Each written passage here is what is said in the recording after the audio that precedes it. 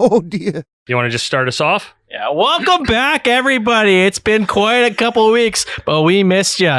Teddy, what do we have on tap for the fellas today? Wow, can you use that voice all the time? That was great. I'm exhausted. Yeah, you're a little red. Oh, good start. Hello, welcome to episode 18 of Oh Dear, sponsored by Bo's Bar and Stage. A special Halloween episode, might I add. What makes it so special? Well, we're all dressed up for the occasion. We're rocking the Sesame Street costumes, which in hindsight is pretty stupid for a podcast because nobody can see us, I don't know how long we're going to make it in these things because they are hot. I am sweating my balls off, Ted. Or should I say Bert?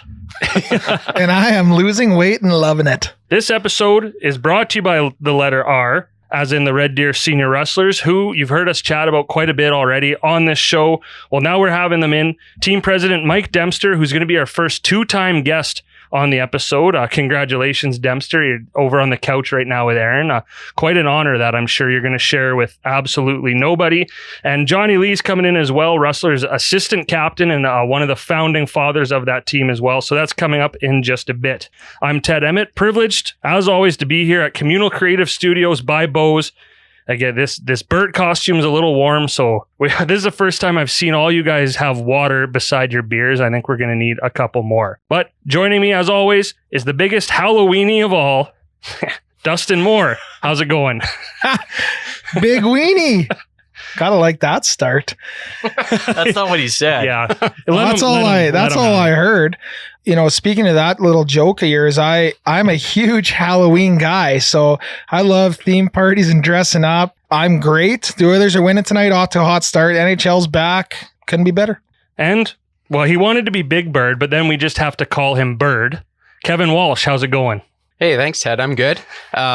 I just wanted to give a quick shout out here. We just had our election, so just wanted to congratulate Ken Johnson on becoming our newest mayor. I knew him when he used to work for a bank, and he's a great guy and someone that's, I think, very well suited to lead the city. So congrats, Ken. So on that note, are we targeting Tara to come on the podcast now that she's past mayor? Is that a thing? Does she still got to sit in on meetings and stuff, or is she done?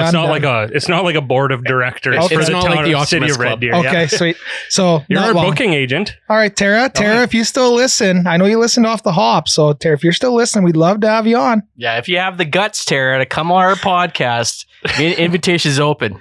Yeah, that Lundy's got some tough questions for you. Some real hard-hitting questions. And I think we should quickly, while we're talking about the election, huge shout out to our friend Paul Peters, who ran for school board trustee. You know, unfortunately didn't make it in there. There was a lot of people running. I thought he had a good chance. I liked his platform, but it takes a lot of guts even just to run. And a great guy, huge part of this community, listener of the show as well. So Paul, congratulations, on everything you accomplished there, and can't wait to vote for you in a couple of years. I thought he should have won just based on that poster he had. That poster was awesome. So tip of the cap to whoever drew that or printed that, because that should have won him the position right there. And hey, since you're already talking, the Ernie to my Bert, Ryan Lund, how's it going? I knew you were going to hate that. Yeah. And just for all listeners, we're just roommates. But yeah, I'm doing well. It's not winter quite yet because it hasn't snowed yet. Oh shit, I just realized by the time it snowed. No, it snowed. Oh yeah, but no, if it doesn't stay overnight on the ground, it doesn't count, Ted. You have to wake up to snow on the ground. Okay. So, but hopefully by the time this airs, the snow hasn't hit the ground yet. So, looking forward to Halloween. Not sure what I'm going to dress up this year as, but I know it's not going to be this dreadfully hot Ernie costume. Yeah, we can take a quick pause and take these off. They're a little hot. Oh, that's much better. Yeah. Well, and you know who is staying in costume in her walrus onesie? Wow, it's trying to say that a couple times. Coworker Aaron. Once again, you have a friend on the couch too, because Dempster's hanging around. But welcome back again, and thanks for dressing up. Hey man, anytime I can wear pajamas out in public and not feel like I belong on like people of Walmart, I'm happy. You should go to Walmart afterwards. Of course, dressed as two guys who are sick of putting up with our shit. As always, Ryan and Riley in the background here, keeping things running for us. Did a little bit of running around tonight too, moving some stuff around, so we appreciate it as always. And just before we get too deep into this, because I think you guys can all agree that when you come in here, it's almost like you black out when we record. A lot of stuff said, you miss some of it, you leave the room, you forget. And of course, when I'm editing, hear some of this stuff 3-4 times. And I got to say, I didn't catch it the first time, Aaron, and I should have, and we all should have. You called Jaleel White a D-list star, and that's the biggest pile of horse shit I've ever heard in my life. Steve Urkel is a D-list star in what world? I stand by it. Fight me. I didn't know who that was until you said Steve Urkel. So yeah, and he played 2 iconic characters on that show. What was the other character? It was really creative. It was Stefan. Oh yeah, Stefan. So Steven and Stefan. Yeah. So he's like as good as Eddie Murphy is, basically. And Eddie Murphy's an A-list celebrity. Yeah. Name literally anything else that he has done. Shark. Some Crocosaurus versus. He was in a Crocosaurus movie. I know that. Anyways, good argument, Ted. Yeah. You know what? He's been in more movies than you, Aaron. Yeah, D-list star. I accept that. Yeah, we don't even let you sit at the table. Yeah. Yeah.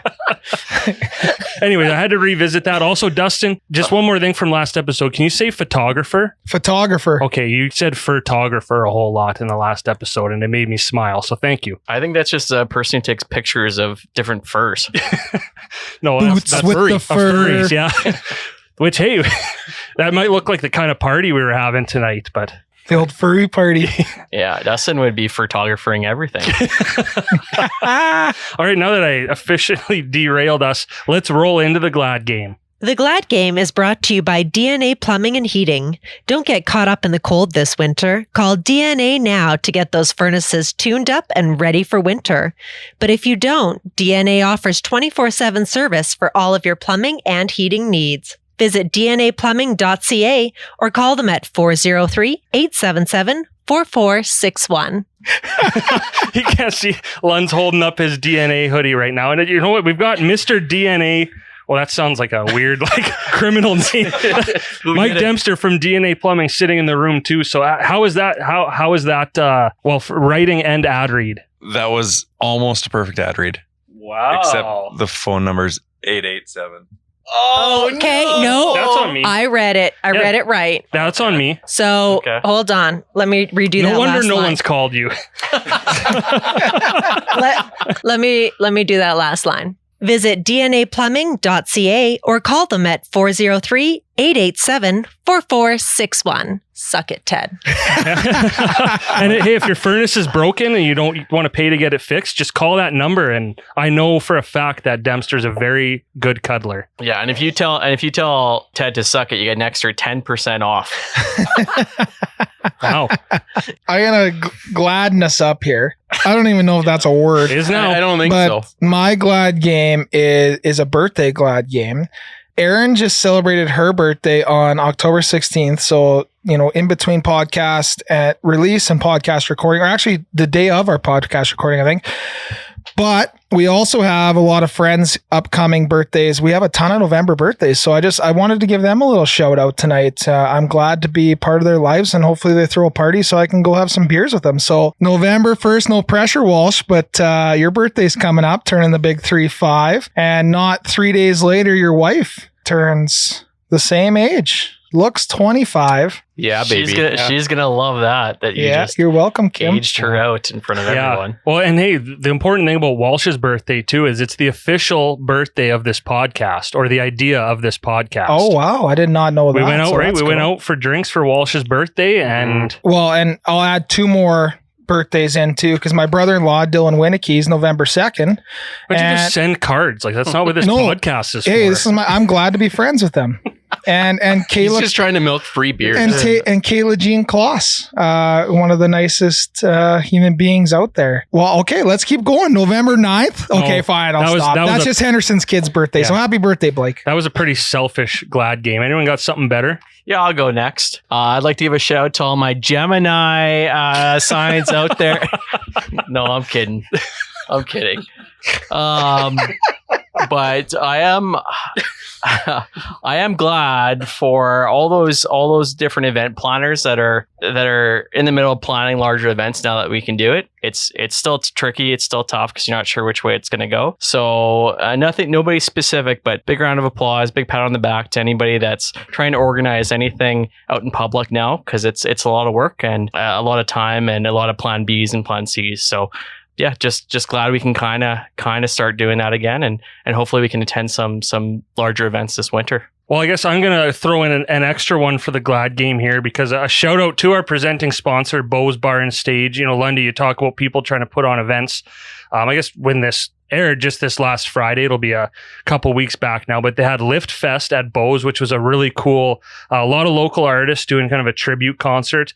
The Beatles, Fleetwood Mac, David Bowie, and it was all in support of the Canadian Mental Health Association of Central Alberta. And I'm not 100% sure. I think they raised somewhere between $10,000-$15,000, like a lot of money. So I know Brendan and everyone at Bo's, mental health really means a lot to them.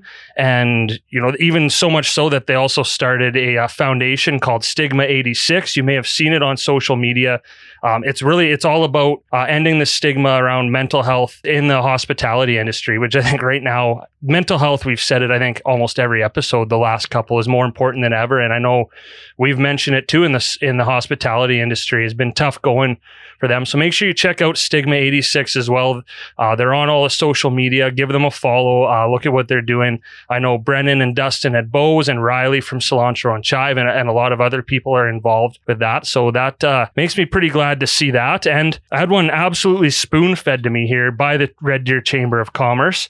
But really glad for an initiative they're doing now, especially as we get into Christmas time. I think we remember, our first ever guest on the podcast, Ange Hall, really all on her own went and did that support local initiative last year. And now the Chamber of Commerce is coming and doing it in a big way. You may have seen the pink signs around town. I know, Walsh, you've already signed up for this. You might have seen them on social media. It's Love Local RD. And really, it's all about shopping local. So if you see a sign, pink sign, it means they're a verified local business. Go in, support them. And when you do that, you have a chance to win as well. So make sure you follow them on Instagram and Facebook. You can win great prizes from local businesses just for supporting local. And I think it's great to see. I don't think we can ever have enough of that. And for us standing here next to a small business owner, I think every little bit helps. And I know, Walsh, I think you just signed up. Yeah, actually, they contacted us about a month ago.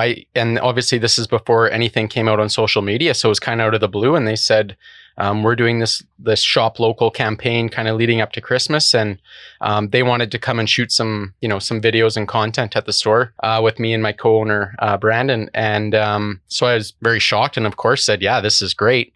So I think it's a really cool initiative that they're doing, and hopefully it catches on, and I love to see it. And I think too, as we come up to Christmas season and present season, with all these shipping delays, truck shortages, all that stuff. Birthday season too. And it's birthday season November. Yeah, you caught my glass. Yeah, you were listening. You were listening. Yeah. But no, seriously, like, it's going to be really important to shop local because of that reason, because you ain't going to get presents on time. And Santa, you just ate. Santa, You ate. Kids, okay. Don't take that to heart. Santa will deliver. Santa is not affected. Hey, if your kids are on the naughty list this year, just get them a picture of Dustin with his finger wagging, saying, "You ain't getting any presents this year." Yeah, and photographers. You guys are really exposing me early in this episode. It's bullshit. But yeah, and going back to the Love Local RD, it's going on until the middle of December. So make sure you follow them for lots of ways to win. And if you're a business interested in taking part, you want that pink sign in your door, just go to reddeerchamber.com/lovelocalrd. So something we're very happy to get behind. I think we're very pro supporting local. So here's another great way to do it. Well said. Thanks. And you know what else I'm glad for? And I think the whole world is glad for, is talking less in an episode of Oh Dear. So Dustin, you're taking the reins for this interview with Mike Dempster and Jonny Li. I think we can all agree less is more when it comes to, well, anyone, but especially me. So Mike Dempster, Jonny Li from the Red Deer Senior Rustlers, our episode sponsor. Here we go. Good luck.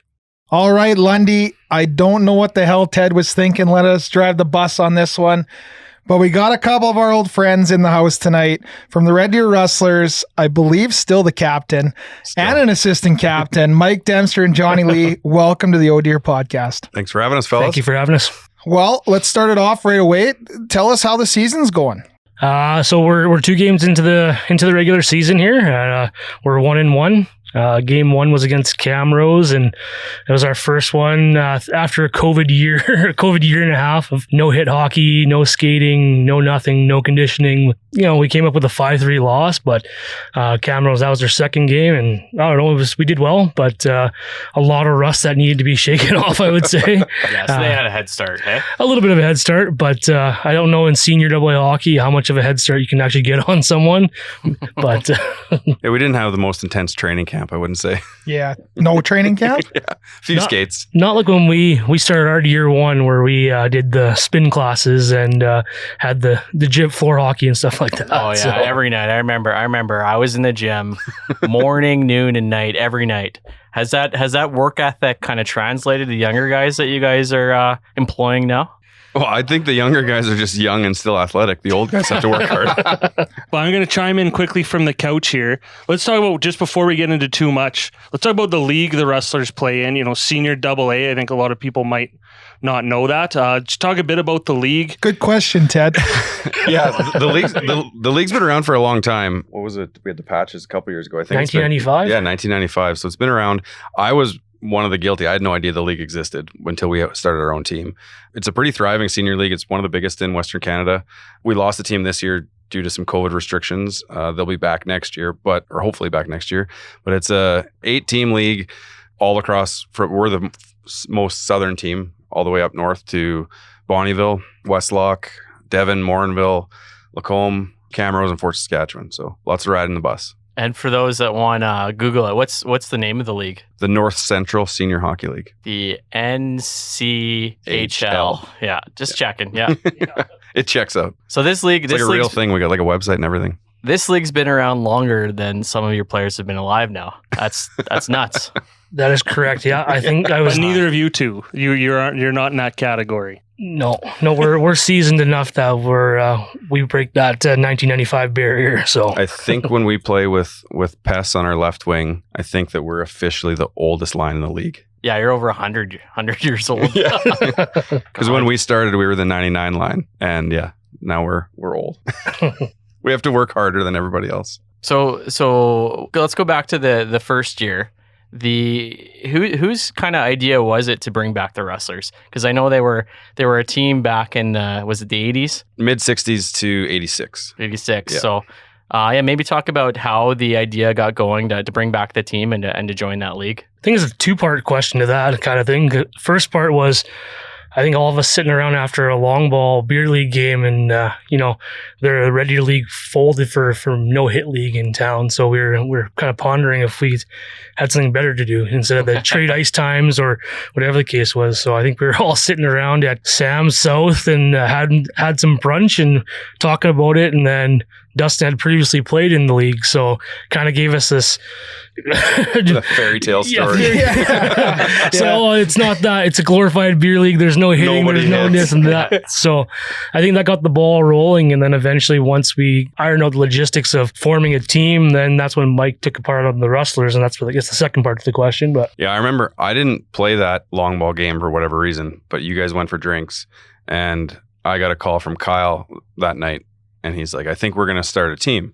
And I asked the same question, like, in what league? We're not playing senior AAA. What league are we talking about here? And so I looked it up that night and I was like, all right, well, if we're serious, I'll email the league. He's like, I think it'd be classier to wait until their trophy's handed out. We'll do it at the end of the year. I was like, okay, all right. So yeah, we waited, and I think we emailed, and I had no idea what was going to happen with how you join a league. And the guy's like, you need a mission statement, you need a financial statement, and we kind of looked for like, we don't have any of that. we have to get our boots moving here. But yeah, it panned out. I made some bullshit letter of our mission statement, and he accepted it, and we went from there. To spin off that, because you're making it sound like this all got thrown together, I would say, you're the ringleader of the group. We all had this great idea, but you kind of took it and ran with it. And it took a hell of a lot to get ice time in Penhold. It took a hell of a lot to bring on, the community sponsors that you brought in. And then we were packing that building. Like it was insane. I look back to that, like that was one of my funnest years of hockey, like breaking down on the bus, going to Bonnyville and like that was not one of the funnest days of my life. We spent 16 hours on a bus that day. Oh my God. And played hockey for 2.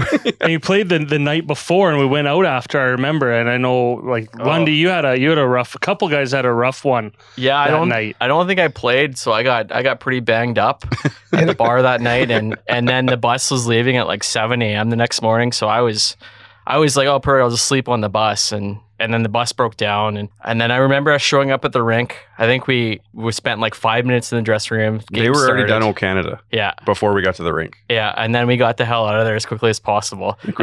We won 7-2 or something like that. I was just praying that the bus didn't break down on the way back because I was not going to make it. You had a couple soy sauce shots and a couple pepper snorts that night at the old JJ's kitchen. I think that since the Gary Harris, that's where we left that year, right? We always took the bus out of the Gary Harris. I think that our team absolutely set the league record for most trucks that slept over. Speaking of the Gary Harris, and this is one of the reasons I retired from senior hockey. We played one of our playoff series is at the Gary Harris, which was still Olympic size ice. And that's when I realized my fat ass could not get around the ice anymore. And I was like, oh man, this is it for me. I'm done. I remember sitting because we had beat them pretty handily throughout the regular season. And I remember that playoff game, I think we only won 3-1 or something like that. And I remember being in the dressing room thinking like, why are we so bad tonight? Why is our team no good? Why can't we score goals? Why are we in the right spots? Because their team's 20 and we're all old and this rink is 30% bigger. Yeah, they shouldn't have those rinks in Red Deer. Like those should be specifically just for the Olympics, I think. Yeah. I don't think Red Deer's hosting the Olympics anytime soon, so get rid of it. Yeah, it was and no it good. is gone. It is like, to be fair, it's gone. Like they've moved. They listened to Lundy? Yeah. Lundy wrote a letter to the editor. So if you and Dustin went out there and played a game right now, you guys would be fine. No issues. Yeah. Yeah, maybe we should rejoin the team, Dust. Well, we'll see how tonight goes. We'll do some contract negotiations after. So let's spin now to where we're at now. You guys, in year 2, I believe, you guys actually made it to provincials. I think it was the year after. Year 2. Year after me and Lundy and a few other guys couldn't put up with the hitting that I thought was make-believe in the league before. But, you guys ended up making it to provincials. It was great for you guys to take that step. It was in Lethbridge and then COVID. Yeah, so we actually didn't get to finish the league final, but because it was getting hosted in Lethbridge, our league got to send 2 entrants. So we were both going, and then COVID happened and shut down the final. It was going to be good. We had lots of high hopes. It was obviously would have been the biggest stage that we played on. We were pretty excited, and I think that's obviously the goal now, again, to get back to the same spot. And so I think for our listeners too, because people who are unfamiliar with Senior AA and new teams joining the league and an expansion team, the first year we finished second place, I think, in the regular season. I think we lost the second round. The second year you guys made it to provincials, and then the third year was COVID. So now you're entering your 4th year. Yeah. Like, that's crazy to me, the success that the team's already had and the community backers you guys have behind it. And so I guess if you haven't gone out to a game, make sure it's good hockey. It's fun. It's the old boys, Johnny and Mike and Pesser and the other Pesser penalties. Well, it's a bit of a throwback, and that's what everyone says. Many people are like me. They didn't know the league existed. They didn't know the team existed. We're trying to obviously get awareness for that, because once you come in the door and watch, it's a cheap ticket for one. It's $10 for adults. Kids are free. $5 for seniors, kind of thing. So you can go there, have a beer at the bar, watch the game, and not spend a boatload of money. And your kids run around the track. You don't have to watch them. Let them have fun. It's parents' night off. And almost everyone that leaves the game goes, wow, this is kind of an old school brand of hockey. There's hitting, there's fights, there's chirping, there's slashing. It's not necessarily the new age don't touch me hockey. Yeah. It's definitely maybe a brand of WHL back from 04 or 02 or 01. But yeah, I know it's super exciting to see people come out for it. We obviously try to get as much community involvement as we can. We've done obviously multiple different charities, but the biggest backer or fans is family and friends. Everybody on our team knows somebody that used to play in Red Deer, or they moved away and they come home. So it's moms and dads, uncles, aunts, friends, and it's kind of like a big little hockey family, I guess. So Ted over here on the couch. I'm since Dustin's driving the bus today, I'm going to play the role of Dustin and kind of jump all over the place on the timeline. You mentioned that it's all a throwback and kind of a really special meaning for you, and a reason why you chose the Rustlers for this team name. Yeah, so my dad played for the original Red Deer Rustlers from 69 to 71, and they won Red Deer's first national championship in 1971. Which is actually will be this year's the 50th anniversary of that. Obviously, the Rustlers were a big part of Red Deer before the Rebels were here. They were still, I believe, this could be wrong, but I believe they still are tied for the most AJHL championships for any organization, and they were only around from, I believe it was 67 to 86, so very, very short as compared to, lots of the teams in the league. And then he had his hockey career, came back, and then coached the Rustlers from 80 to 85 until they folded in 86. So yeah, the Rustlers is part of my family for a long time. I just actually got a 1970 71 national championship banner back. So it's pretty cool. Yeah. But yeah, it was when we were deciding team names, it was kind of a no-brainer. That's right, because there's a minor team named the Red Deer Rustlers too. So did you have to get their backing to use that name? Yeah, actually, well, we kind of worked together on that. I wouldn't say we kind of asked for more of a blessing. We didn't have to do any legality or anything like that. But Kevin with Thrive Hockey, he also runs the Rustler summer hockey program. Actually to begin with, he went for a meeting with him, and he was really on board with what we were trying to accomplish, and we had his full support. So, we went with the new logo instead of the old logo, so we could kind of, blend with the way the new age Rustlers. And then, I think hopefully we'll end up going to a third jersey, a throwback to the old school Rustlers. But, so that's kind of how we kind of had to get that blessing, but, it's worked out well, because you see lots of kids wearing the Rustler logo that it's either their hockey team or they're supporting our team, or, or both, yeah. Exactly. Right. Well, and that's the funny thing with it is, like, the kids, my son was the first level of Rustlers this year, so he's 7, and it goes up to, I believe they go to like 13 or 14. When they see us wearing the jersey and their logo, they completely or they don't even realize that we're all essentially has-beens. They look at you in the dressing room, and they come in and they think that you're just as cool as a Rebel, or just as cool as the guy they see on TV, because you're wearing the exact same colors they are, right? Like, you're kind of part of their team. So I mean, you guys are pretty cool. Well, you guys are. And let's give you a little bit of credit, because I'm a little jealous, to be honest. Like, my body can't keep up to my growing belly, I think. My shoulders, everything else. But like, I truly am jealous that you guys have this thing still going. I knew I couldn't make it a thing after getting knocked out cold in playoffs. Well, that's what I said. I could sign you. I could sign you for one game. I got cards if you want to settle the score. Like, we could throw it on the table tonight. Little Rustler of the game. No. We signed Dustin tonight. Get him on a card. I have the Hockey Canada registry on my phone. You're an ex-player. It takes one click. I can get you on the roster, and we dress you versus Morinville, and you settle the score. Oh, I wouldn't hate that. I did like to dabble in the fighting back in the day. But you don't even have to skate. We'll put you on the second period. Let him get a bit tired. Just one shift, man. That's all you need. Can we talk about that hit though, Dustin? Because I, working in the box all season there, and I had a front row because it happened right in front of us. And here's a guy who's already gambling with what little brain cells he has left, right? And he's out there. You're playing. You had a good season too. Like, you still had it, and absolute cheap shot hit. And I just saw you drop right in front of me. And I kind of looked over the glass, and I guess this speaks to what you mean to me that I didn't even know, but my heart sank. Like, I almost threw up, because you were there. Your eyes are in the back of your head. Like, we were talking about horror movies last week. It was like a scene from one. It's like, is he going to start like puking green slime and speaking Latin backwards? And I don't know. That was scary. We're joking. That was scary though. I don't know if you know, Ted, but that's the second time that I've seen Dustin almost get paralyzed on the ice. Yeah. So the first time was in Camrose when we were playing together in Olds, and he got hit from behind, and he went off on a stretcher, and he was all tied up. He couldn't move, and he wasn't moving his hands or his feet. Like the team had no idea if he was leaving paralyzed or not. Is that when you broke your back? That's when I broke my back. Yeah. The whole team was. You were probably just trying to draw the Macer penalty. I don't even know if the guy got a major. No, I don't think. I think he got 2 minutes for boarding. Was that when you lost your Rhett jibs Dudley? too? Or? No, I was Stockwell. Oh, that was a different one. That was in Okotoks. Your Okotoks. life for knocking those teeth out. Yeah, I agree. Except for the worst part with knocking my teeth out, and Mike was at that game too. It was in Okotoks. I got hit from behind and right onto the dasher, and my mouth guard was filled with my 4 front teeth that were so crooked. But that night we had a party in Olds, like a team party. I remember this to the day. And I got my dad to rip me back to Red Deer, emergency dental surgery. And he's like, well, I can fix these. I can actually Tony put I can put bonding on. I can make them straight and stuff. I said, no, just put them on how they were. I need to get back to Olds. So he actually put my teeth back in crooked. And then my mom had to pay a bunch of money to get veneers for my wedding.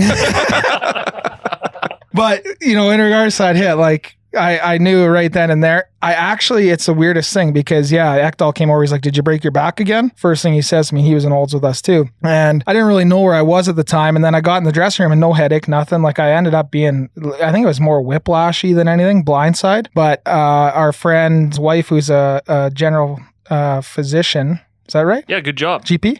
I mean, I don't know if that's what she is, but you said the word right. Yeah, she's a GP and an ER doctor too. So she came down to the dressing room and I was in good hands and Ash came down too. And I knew right then, I was like, yeah, there's no way. There's no way I'm going to be able to play. To put it in perspective, when you got hit at our blue line, I had the puck at their blue line. So I was a little late and blindsided. That was the gap in spacing. I will say, like, as much fun as I had being a part of the team, I fucking hated you guys so much because it would take like 9 hours after every game. We'd run out of space on the score sheet for penalties. We'd be sorting shit out, going to the refs, going signing reports. Like, oh my God. Like, See, I've never seen so many penalties in my whole life combined as I did I guess 2 seasons, with the Rustlers. I think that insane. First year we had this idea that we were going to be like the old boys coming in and like kind of like the big bad team and try to impose our will to make up for lack of foot speed. and I think that it showed pretty quickly that teams are too good in the league to take that many penalties. I mean, we had to establish the culture, right? Yeah. We had to. Had to make it a hard barn to play in. Shout out Brennan Francon for getting the first 17-minute penalty I've ever seen. 17 minutes in the box. Not only that, when he was in the dressing room after that, Odie walked in and Odie looks at him and he's like, sorry, coach. I lost my cool. I shouldn't have done that. I put the team in a bad spot. And Odie looks at him and that's okay, Frankie. I just told the referee I was going to set his house on fire.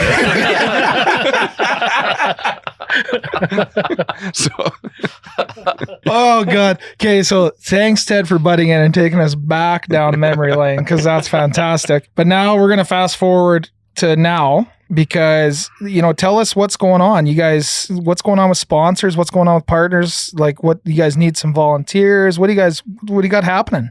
I think the struggle is volunteers every year.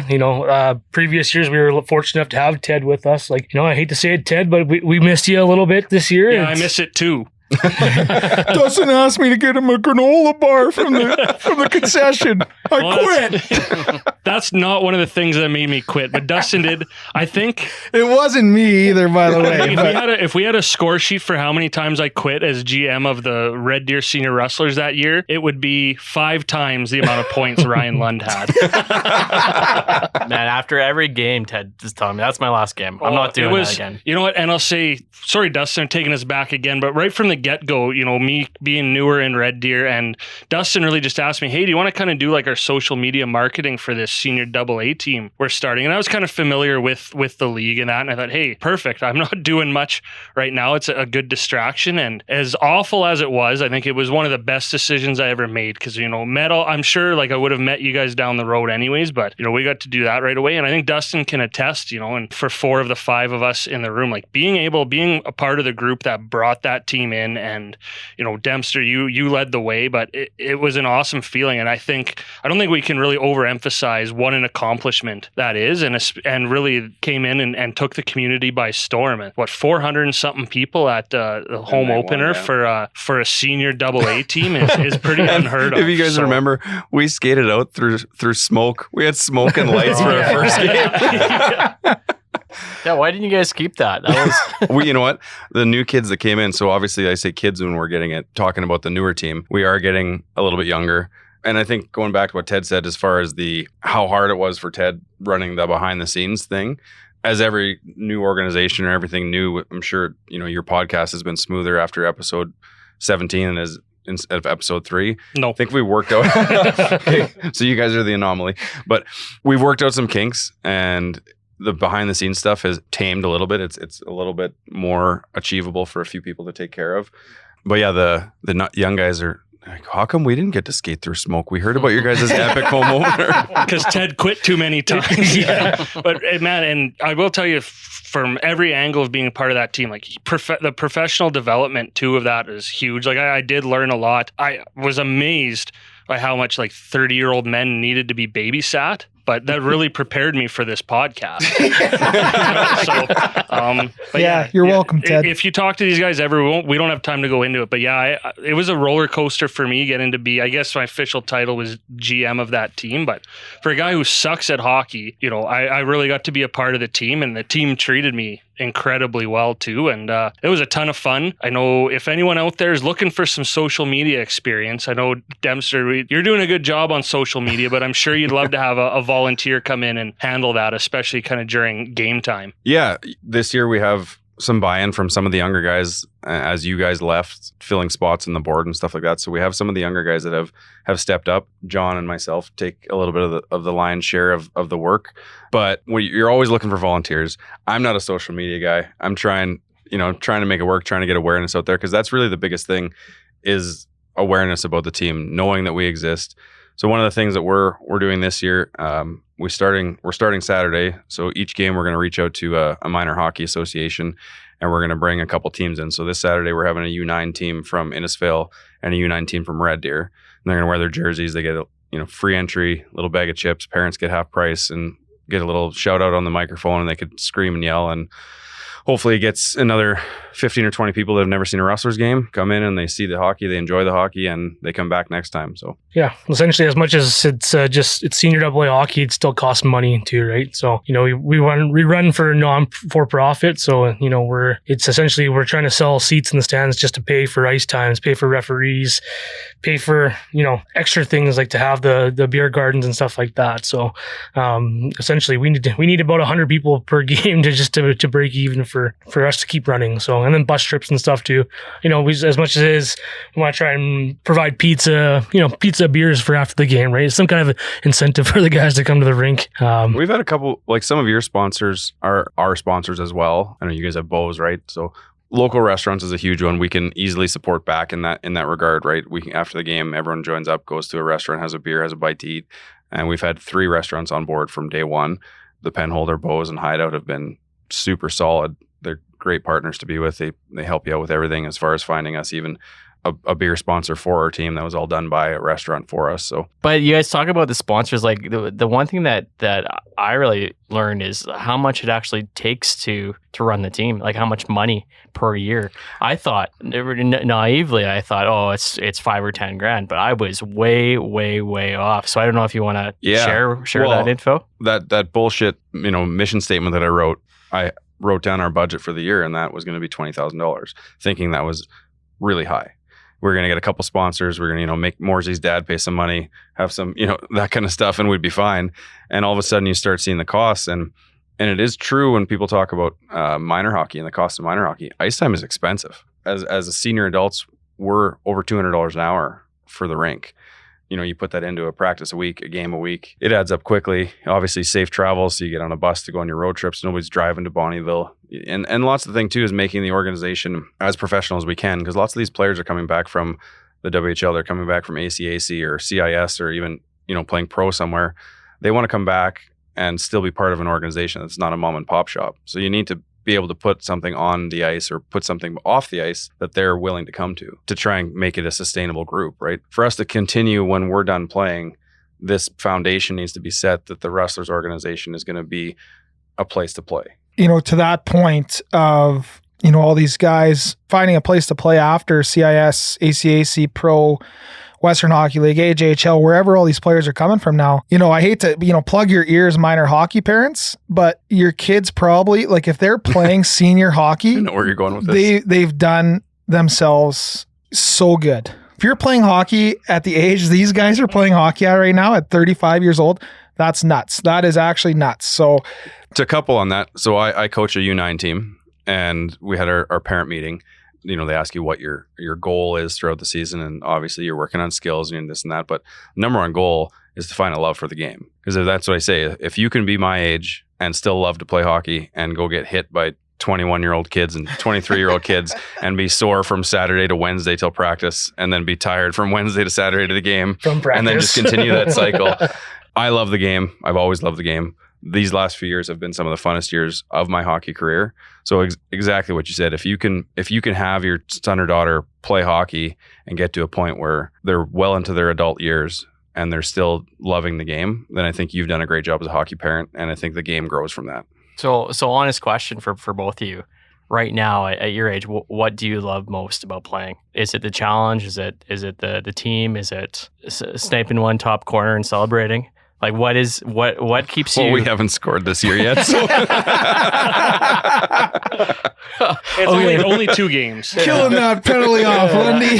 You're looking at the number one penalty killing pair. Yeah. That blocking a shot from the point. Yeah. What is it? What keeps you coming back with all those bruises and maybe concussions? I think for me personally, it's just the competitiveness. It's nice to compete for something. Not saying that beer league hockey or anything is not good hockey and it's not fun, but that the competitiveness. You play years and years of elite hockey. You go through the junior rankings, and it's tough sometimes just to give it up. I think this league is it's perfect because everyone has that mutual respect. We have to go to work on Monday, right? It's so except for the guy that hit Dustin. That guy, he doesn't work on Mondays. So, but yeah, it's just that's something of accomplishment too. I think the reason why Mike and I and Kyle or some of the older guys are holding on to maybe one last dream is we'd like to win a provincial. We'd like to bring a title back to Red Deer and say that we're going to retire on a high end kind of thing. Kind of like some guys chase a Stanley Cup. I don't want to compare it to the Stanley Cup or anything. No, go ahead. Yeah, okay.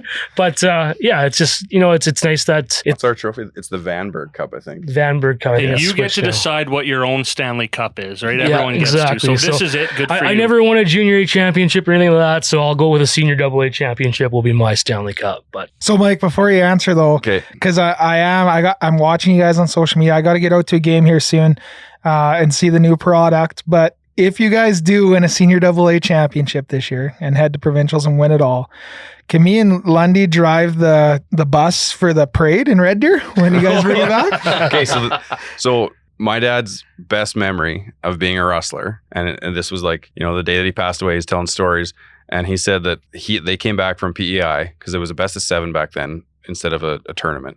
So they came back from PEI, and he said that there was 6,000 people on Gates Ave waiting for them to come back, and they had a parade.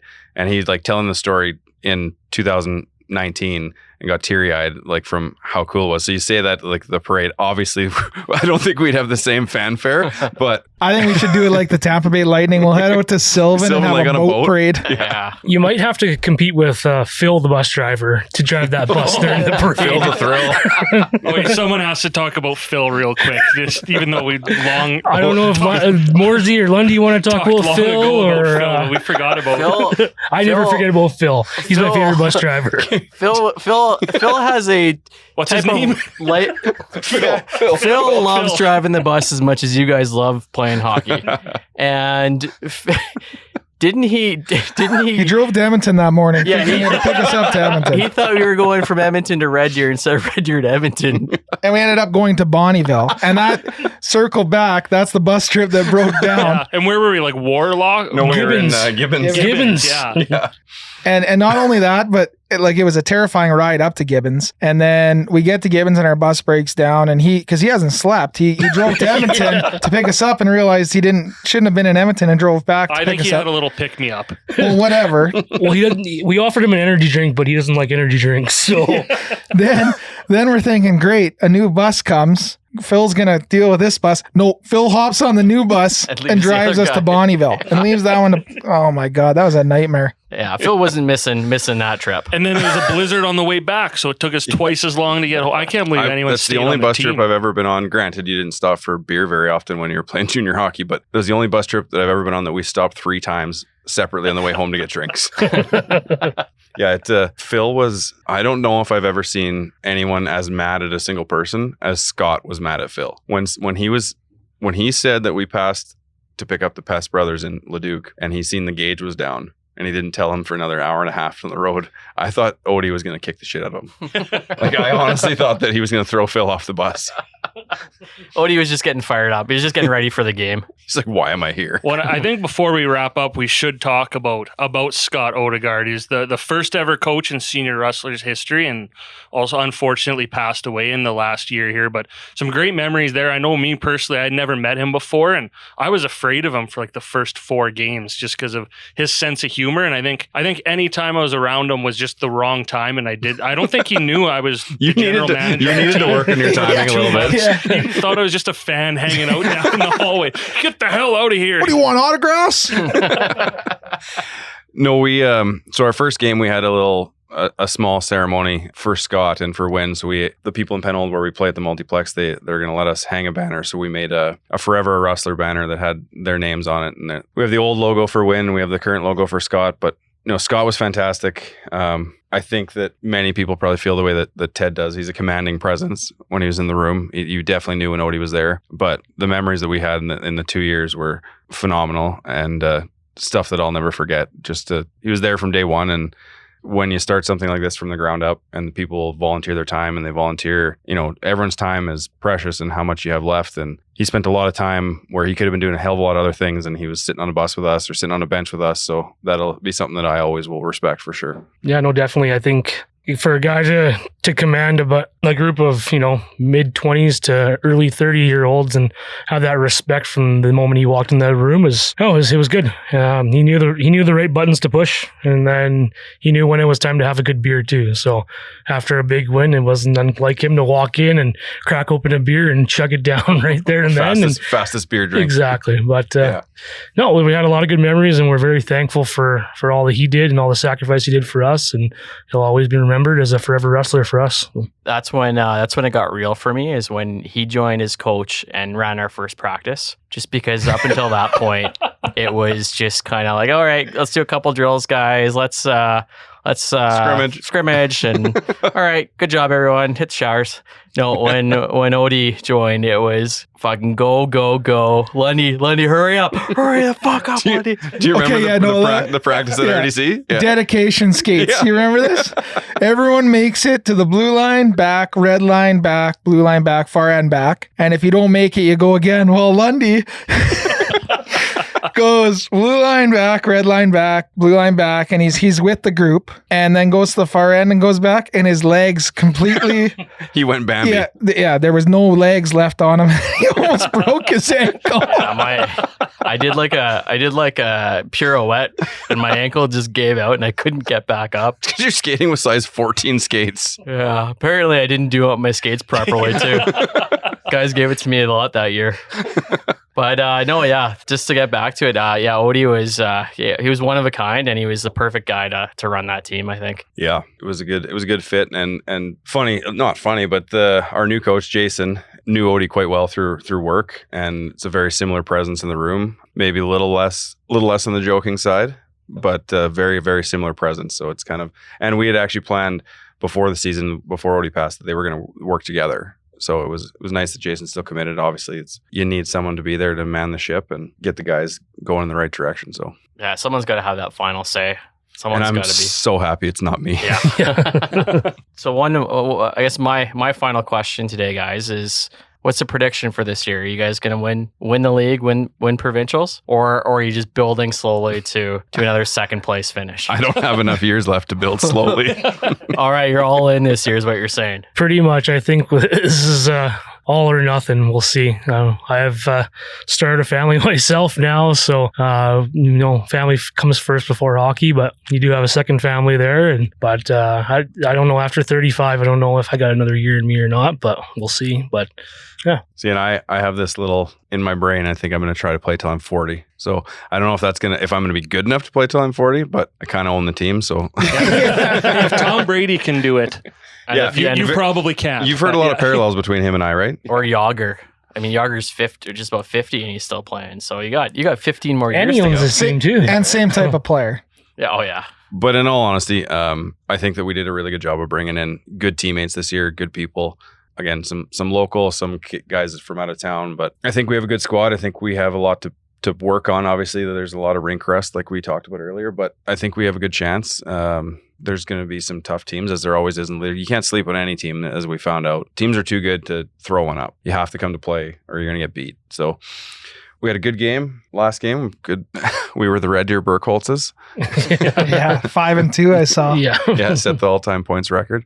Well, one of you guys can break that next game then. If I get 5-2 next game, You're going to retire? I will do this podcast in no clothes. All right. He needs 5 more points to go 5-2 in his whole Rustlers career. Just for reference, I scored 4 goals last year. But I'm sure they're all beauties. Oh, yeah, just like yours. So I guess before we wrap up, we mentioned, Mike, volunteers, sponsors, especially go ahead and sponsor, because I think you guys are still financially recovering from Dustin and I making all the decisions the first year. I think it's always a great sponsorship opportunity because not only of the clientele at the game, but even the people on the team, right? Everyone's at that age where, just like the listeners of our show, you might need insurance or you might need to buy a house and that. So huge opportunity there for sponsorship. And yeah, I know it's hard to dig up volunteers. I don't envy Dempster. I'm assuming you're the one looking after that this year. So just how do people get a hold of you if they want to do either of those? Hopefully both. We have our social medias. We have Instagram and Twitter with RD Senior Rustlers. We have, take my personal number, 403-588-2447. Give me a call anytime. To find hot local singles in your area. Oddly enough, if you need plumbing help or want to talk about the Rustlers or a date, that number works for all 3. And that's Senior Double A in a nutshell right there. You said it perfectly. Yeah, for plumbing, push 1. For the Senior Rustlers, push 2. To get your pipes cleaned, press 3. Well, I think that's a perfect note to go out on. Thanks, boys, for coming in. You took us down memory lane today, and really excited for you guys in your third year of operation to do some great things. And thanks for coming on the podcast, partnering up with us, because we sure appreciate your guys' business, and we can't wait to get out and support yours. And you guys brought us, I think, 20 tickets, good for any game. Yep. The rest of the regular season that we're going to give away on social media. And thanks for the slick new hats too. Thank you guys for having us. We appreciate that and allowing us to come and, like Dustin said, walk down memory lane with Lundy and you guys and talk about how much effort you put into our team and now you don't want to be part of it anymore. So yeah, love the organization, love the group. Piss on you guys. I'm done with you, but well, we'll have you guys back on after the parade this year, and Dempster will expect you without any clothes. No, that was only for 7-point night. Just don't wear any clothes, man. There'll be a spot. I'm going to quit this podcast probably 10 times too, so there'll always be an open spot for Dempster. You can be the first 3-time guest. Perfect. I'm in. Yeah, I honestly, after the first time, I left and I was like having a little bit of FOMO that I wasn't in the podcast. I had so much fun the first time. I was like, I want to stay. I want to be part. But 35 cards, Hockey Canada rules. We're currently at 30, so that means there's 5 cards left. At January 10th, I can just cut you. You don't have to play anymore. So offers on the table if you want to settle the score. I'll think about it. Is that for Lundy or Dustin? Because Lundy, I think, has some unfinished business too. So I think Lundy scored in his last game, didn't he? To get some ice time. Geez. I think I had 2 Oh, geez. I think I had 1 goal and 3 points that year. So I think I've done everything I came to do. Hockey players can remember every shift, like Steven Stamkos. Lund can remember every shift because there was 7. And they were all like 7 seconds long. All right. Thanks, fellas. Thanks for having us. Less is more. That was punny. Yeah, I didn't mean it to be, but that was good. A huge thank you again to Mike Dempster and Jonny Li from the Rustlers, our episode sponsor. Great work, Dusty. It was nice just hanging out on the couch, living Aaron's life a little bit. I thought it went pretty well, Lundy. What do you think? I blocked out for most of it, but the parts I do remember, 2 very community-oriented guys that obviously still love the sport of hockey. Even though they haven't scored yet this year, I'm sure they're going to get one if they just dig deep and keep trying. It's going to go in. And I speak from experience because I have scored a goal for the Rustlers before. So, I thought you did a good job running that interview, Dust. And maybe you can run the next one too. I don't think I'm going to be allowed. Ted got so mad at me for my Glad game. Yeah. Aren't all your listeners glad you know when the Keith Henderson's son's birthday is? That's content we are here for. You're welcome, Hendy. Tell all your friends, buddy. And tell all Blake's friends too. So yeah, I'm sad I missed that interview with those guys because I've known Johnny for a long time, and I did have one story. Fuck Dempster though, right? Like he's just I just haven't known Dempster for quite as long, but I actually met him a long time ago because of Dustin at one of your birthday parties, and that was the first time I. Now birthday parties are good to bring up. Well, no. So when you're reminiscing, that's part of the story. Context is key. But I do have one story that I wanted to bring up, and I was sad I wasn't there to tell it. Well, not really tell it, more mention it, but I think Dustin can tell the story. But me, you, and Johnny were on, I believe it was the first ever roller hockey team out of Red Deer to make the national championships way back when we were in grade 8, I think. And we flew out to Toronto in the middle of summer, and we were at Canada's Wonderland. Yep. Theme park, and you, John, Blake Goring from Stride, and Ryan Ekdahl, one of our firefighter friends, were in this Venga Boys music video playing instruments. And I think you still have the VHS. I have the VHS, and I actually have it on my phone now. But the worst part of the whole video is we were all so shy because there was these 21-year-old smoking hot girls looking through the video, the windows at us, watching us. And we're like, 12, 13? Like, oh, look at those girls. We're so shy. We got braces on. And were they like the audio video people? Maybe. I don't know. Groupies? They might have been groupies. If you had braces when you were 12, I hope you got your money back. Oh my God. I feel bad for making fun of your teeth, but they're fine now. He didn't have braces. I did. I took them off early though, because I was a pretty rough and tumble hockey player, so my gums always got messed up. So I complained enough that my mom actually took them off. Yeah. Well, she didn't take them off, but the dentist did. That's as good a decision as choosing November birthdays for the Glad game. We are off the rails. Yeah. Anyways, well, so basically they made this music video. Yeah, I wouldn't mind sharing it on our socials actually. If I think it's as long as those guys are okay with it, it's pretty funny. Just tell them happy birthday on the podcast and they'll be fine. Yeah. Just mention them and their kids' birthdays. Yeah, you're welcome. Dempsters, when's your kid's birthday? January 10th, January 17th. Oh, perfect. Not for a while. Yeah.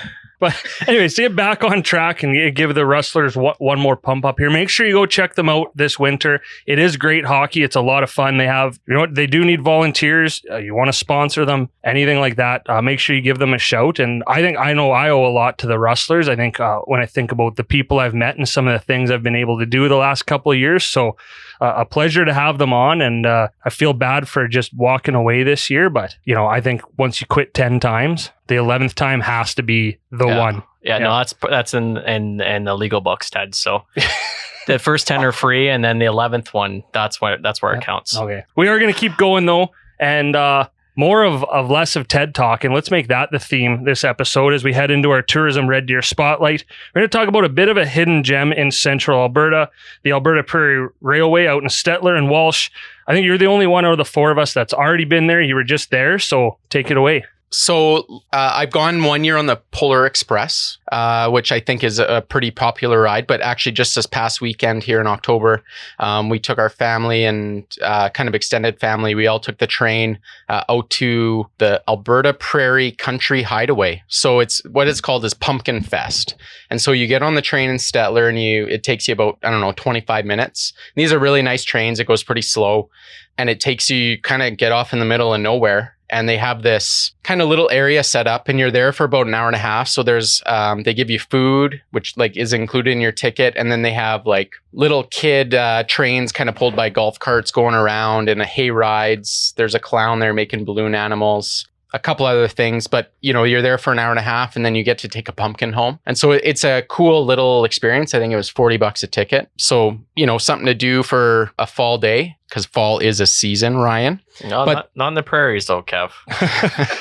So one question before you move on. Did you get to bring home 5 pumpkins or just one for the full 5 one pumpkins? pumpkin per individual. So a lot of pumpkins. And So of course my kids picked the biggest ones. Well, yeah, you gotta get your money's worth. That's so. Yeah. And I don't know. Don't know the schedule for Pumpkin Fest. End of October when this comes out might be over. But this is something like looking at they do something like year round. They have lots of cool stuff going on. Yeah. So I think more people would be familiar with the Polar Express ride that's run out of there. Basically, I can't even remember how long you're on the train. Maybe it's more like 45 minutes.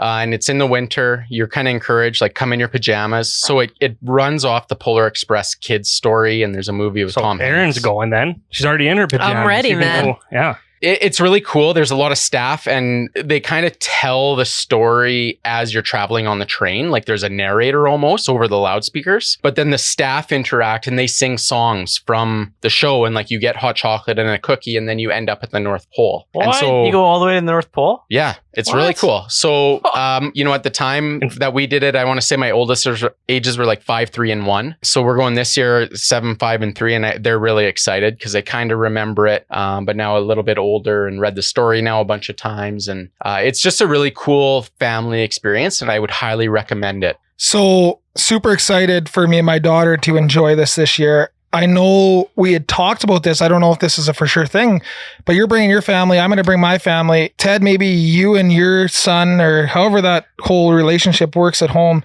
My friend Ryan Lund. Maybe you guys can, are we all going to try and go at the same date? Yeah, I think let's bring as many people as we can. Let's pick a date. Let's put it out there. Any fans of Oh Dear, I don't know if it's plural or not, but we know Paul Peters is a fan. So Paul Peters, if you want to come. But yeah, let's go. Like I'm 33 years old, single, no kids, and just I love Christmas though, and it looks awesome. Looking to pick up. Yeah, you didn't finish that sentence. Didn't I? Oh, ADD. But really, I think, yeah, I'm in. Lund, you're a Christmas guy. Yeah, now that I know it goes to the North Pole, I'm in. I've never been to the North Pole before. We'll have to make sure though that we don't want to interrupt Santa when he's like in the peak season though. So probably beginning of December? Yeah, I think November. Well, I have it written down. I don't know why I say think. The Polar Express is November 20th to December 22nd. And I know a lot of days it runs twice. So the very first one looks like it's sold out, but you have a lot of opportunities. And I think we'll go as close to the beginning as we can so we can make sure to share it a bit and show people what they might be missing. I agree. I think it'd be great to go with you guys, and if we can all plan it, that'd be awesome. But one that maybe you guys have heard of, but in the summer, they do various train rides, I think, around different stations in Alberta, where you can just go or whatever. But a lot of them, they have an actual gang of bandits that come on horseback and they robbers. They rob the train. That sounds too scary for Lundy. No, I'd rather go. I thought that was just at Universal Studios and stuff. Wow. Yeah. So and the cops haven't caught these guys yet?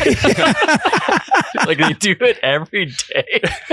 They're that good, man. So there's a couple other rides that I don't know much about, or themes, I guess, that they do. One, the Teddy Bear Special. I'm not sure what that's about, but one, Dustin talked about how much he loves to dress up. Murder Mystery. Which Lundy, I know you did one of those. Get the mascara out for your mustache. Yeah. And my knife out for all the murdering. Hypothetical murder. Disclaimer. So back to the Polar Express, though. Is there or are there going to be elves on the train? Only one way to find out, man. Okay, fair enough. That's a good way to pretend that you know the answer when you don't know the answer. If we go with Walshy. I was going to say, is this a joke about me? No, yeah. I left that one. Yeah. But yeah, I think, we could talk, we're probably going to talk about it again once we actually go. So make sure you go check it out, absteamtrain.com for more info. And not only are we going to be checking out the Polar Express at some point in November, but we've got another fun excursion coming up that we couldn't quite get to before this episode, but we're going to check out the Ellis Bird Farm. It's just east of Blackfall. I didn't even know this place existed either. Looks pretty cool. I will say I'm absolutely terrified of birds too. I think I just don't trust them. But they're shifty. They're always up to something, right? Look at a seagull. It's always plotting something. Yeah, but it's always pooping on your head too. Yeah. Well, that's all they do. They just I fly know. and poop. And I guess they do. They. But I watched this bird documentary by what's that famous British narrator? David Richard Attenborough. Attenborough? David Attenborough. Yeah, David Attenborough. Richard's the Jurassic Park guy. He's They're brothers. Make believe guy. I'm Richard Attenborough is the guy who plays the old guy in Jurassic Park. Okay. And David is his brother, and you just learned something. Holy What? shit. Yeah. I didn't know that. But anyway, David, the narrator, he had me enthralled in this bird documentary, and every different bird species does this like mating dance. Oh, and yeah. Did you know what I'm talking about? Yeah. And some of them are pretty like extremely It elaborate. was Planet Earth Part 2. Okay, Yeah. sure. But it's like some of these bird dances last like minutes long, and then they fuck. I guess I don't know. Did you watch the documentary? Well, He had to shut it off. He was TV time's over. You can't watch this part. yeah, I know. I have it. I have the parental settings on my Netflix. So I think David Attenborough just does voiceovers for who wants to see these birds pork, yeah. but in a British accent. Yeah, like all classy like and shit. So yeah, if I can make it to the bird farm, I'm in. To sum up, Yeah. I'm in. But what? No, I don't want to bring you to the bird farm because Look at that guy doing his mating call right now. He's just going to narrate the whole time. I know what you're going to be looking for, and I'm not comfortable around you anymore. I'm gonna watch that David Attenborough show again, and I'm gonna practice the voice, and I'll do the narration while we're at the bird farm. Oh, I think we're permanently off the rails. Like Ellis Bird Farm has nothing to do with anything that we just talked about. They're not associated with that. But if you look at their website, a lot of people don't know that they're still open through the fall and into the winter. Tuesday to Thursdays, they're open from 10 to 3, I believe. So if you have some time off work or you're working from home and can get out and have young kids who aren't in school, I think it's a pretty cool field trip. And So we've been to the Ellis Bird Farm as well. A great place to take young kids. They have like different little play areas, kind of a little museum inside. And then you just kind of walk around in different trails, and the birds are very tame, Ted. But I do agree with you. Not on all birds, but geese. You never know what those geese are going to do. And then they start hissing at you. Bower Ponds, man, you go walking or jogging around Bower Ponds, like I'd sooner swim in the pond than have to go through a gaggle of geese on that path. I mean, those baby geese are pretty cute, though. Okay, so, oh my God, if you're still with us, thank you. Before we go into a little beer break here, I think we should toast Door Tender, who once again provided the beer for tonight. And a reminder, we have another $10 off code. This is a new one. If you haven't used it already, use ODEAR10, so that's 10. On your next order, get $10 off. Pretty simple stuff. If you haven't used Door Tender yet, I mean, it's starting to get cold out there. Again, a pretty good excuse to not leave the house and a great time to use Door Tender. And I don't think we mentioned this or haven't mentioned this forever because we just assume everyone knows. Door Tender is free delivery. They don't mark up their products. So really, hopefully you're tipping the delivery driver, but you're getting the liquor store price, you're getting it delivered. And I think if you don't know as well, they do have a storefront. So if you are a little bit old school and you want to go in and get your stuff, you can order it on the app and go pick it up, and you still would get the $10 off using our code. So It's win-win really for everyone who wants to try it out. And it's in and out. That's what I did today to pick up our beer. Coming home from work, popped in, grabbed it, gone. All right, we only had like 40 seconds left. We almost held it together. All right, well, now that very smooth segment is done, going to do a bit of a check-in. The answer ahead of time is it's not going great, but I'm sure you guys are all eager to know how my magic show preparation is going. It'll be better once I once again borrow a prop from Walsh because I believe he has a magic kit. Yeah, but recently my daughter started playing with it again, so she could teach me. I don't know if she's willing to give it up. Maybe she could be your assistant, Ted. Or just do the whole thing. Yeah. My first trick could be changing into a 7-year-old, and then she can do the rest of the show. Do you have the hat too? Do you have the wand? The bunny? The chicken? What part of kind of weird? I know what kind of weird bird stuff you're into now. So we're not. No, it sounds weird, but those are all props in my daughter's magic. Is the so, chicken one? Yeah. Oh, yeah. Oh, really? Well, there's a live chicken and a rubber chicken. It depends what type of tricks you're gonna do. Maybe just go up there and saw Lund in half, and then you can have his house.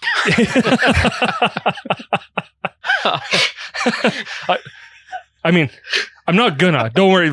I'm a little hurt that you look like you believed it for a second. He's concerned. I'm concerned that you're considering it. No, So when we don't even have like an actual date, I know it was suggested, if they'll let me, and Aaron, you can maybe throw this up the ladder, pun intended.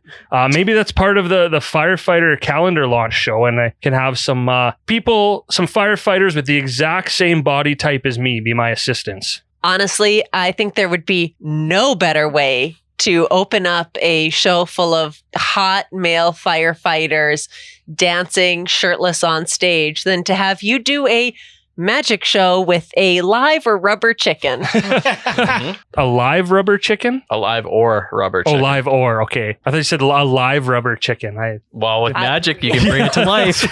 So yeah, I think on that note, well, let's call it that. So November 6th, again, a reminder. I think we've shoved it, man, the sex puns tonight, but I think we've shoved this in people's face enough that we are very excited to host the Red Deer Firefighter calendar launch party, which is all in support of the Red Deer Firefighter Children's Charity. But again, a reminder, and who knows, by the time this comes out, might not be many tickets left. So if you do want to go, make sure you go into Bose. That's where you buy your tickets, $35. And yeah, I guess by the time this comes out, that's just a week away. And I guess we better start planning something. The podcast did purchase 4 tickets. Where are we? Like, what are we doing with those? Maybe I might have jumped the gun. Yeah, I don't know. I was thinking about that. This comes out on the 29th or 30th, depending on how lazy I am in editing. But let's say November 3rd is the deadline to enter on social media for those tickets. So hopefully by then, sold out, which means we're the only way in town you can get in there.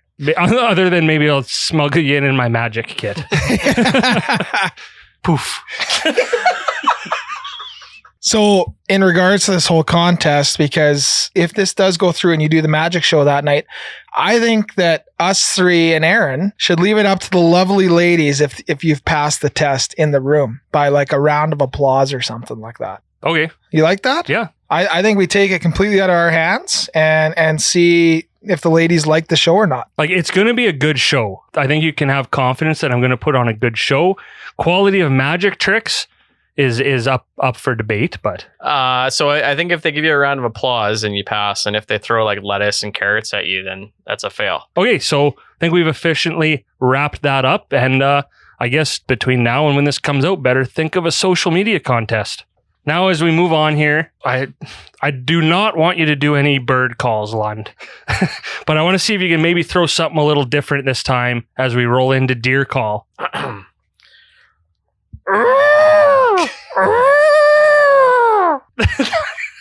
You really pumped up your lungs for those. That was like... That was a call. That was either like an elephant in distress or an elephant mating. Or Cookie Monster. I don't know. It's one costume we don't have. I think it would get the deer's attention. So I think it does the trick. That's true, yeah. Yeah, so I don't think there's one deer call out there. There's plenty of deer calls. So I'm happy with that sound. Good. So am I. Deer Call is brought to you by Andrew Russell and Associates. You've seen him on just about every bus bench in town. Now it's time to see him in action. Call Andrew today and have Central Alberta's #1 real estate team and the best beard in the business find you the house of your dreams. Learn more at andrewrussell.ca. And Tom Lundy sent ya. But hey, man, thanks for dropping a pumpkin off on my front porch tonight with your business card. Oh yeah, if you buy a house from Andrew, you get a pumpkin on top of it. Yeah, it was a nice surprise. Didn't know it was there. Thanks, Andrew. Yeah, I saw it too. I guess technically not my pumpkin because I didn't buy the house from Andrew, but I think we could have a lot of fun carving that thing up. But I know we won't. Yeah, we can. I mean, we got 2 weeks. Yeah, 2 weeks to figure it out. So I guarantee you that thing will still be there in December. No, they rot. They rot pretty. Yeah, that doesn't mean you'll move it. I don't want it. I don't want it messing up my front porch. You don't want it messing up with the flyer from July that's under the doormat. You're totally going to shovel your sidewalk when it snows, I'm sure. Okay, I'm getting a real bad rap from a couple people out there, but I do shovel my walks. It's a health hazard, and it's illegal not to. And I'm a law-abiding citizen, and I shovel the walks. As you're in this T-shirt that says you're just here to establish your alibi. So if the cops call, I was here. I was not at the bird farm.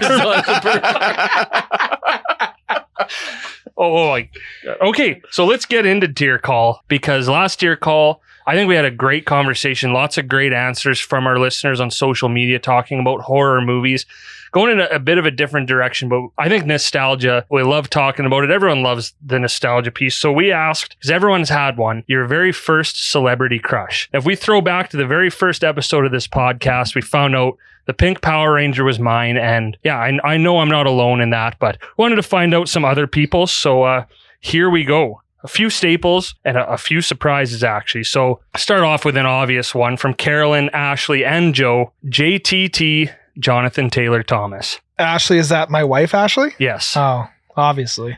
The guy's a dreamboat. And she's got you. It's like going from a dreamboat to like a barge that carries garbage across the ocean. No, but I think like that was a little mean. Yeah, that was me. I was going to say a tugboat. in this era, it used to be like we had the posters up in rooms, right? Of like, well, we'll talk about ours a little bit later, but all Like these the teen heartthrobs. Yeah. Right? Like these girls had Teen Beat magazine. Yeah. These ladies had posters of JTT. It was Home Improvement, right? Yeah. That he was in. Like, I don't know Tom where he and had.